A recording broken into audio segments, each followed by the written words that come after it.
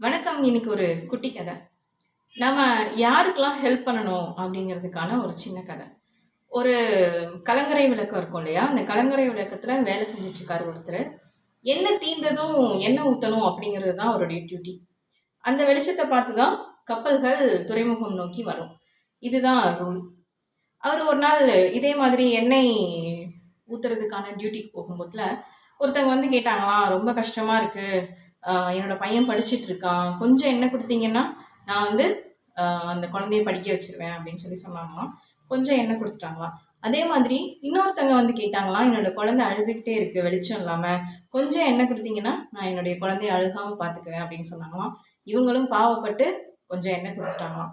ஒரு வழிப்போக்கன் வந்தானா, என்னுடைய விளக்குல இருக்கக்கூடிய எண்ணெய் காலியா போச்சு, கொஞ்சம் எண்ணெய் கொடுத்தீங்கன்னா என்னோட வழியை பார்த்து போயிடுவேன் அப்படின்னு சொன்னாராம். இவரும் கொஞ்சம் எண்ணெய் கொடுத்துட்டாரு.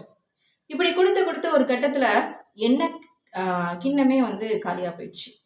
அந்த நேரம் பார்த்து கலங்கரை விளக்கத்துல எண்ணெய் காலியா போச்சு. இவர் வந்து அந்த எண்ணெயை வந்து தேடுறாரு, கிடைக்கல. ஏன்னா எல்லாருக்கும் அவர் பகிர்ந்து கொடுத்துட்டாரு.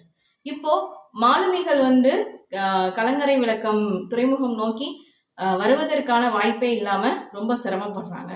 ஒருத்தங்களுக்கு உதவி பண்றோம் அப்படிங்கும்போது எந்த மாதிரியான உதவி, அந்த உதவினால வேற யாரும் பாதிக்கப்படுவாங்களா அப்படிங்கிறதையும் யோசிச்சு உதவி பண்றது ரொம்ப முக்கியம். Have a nice day.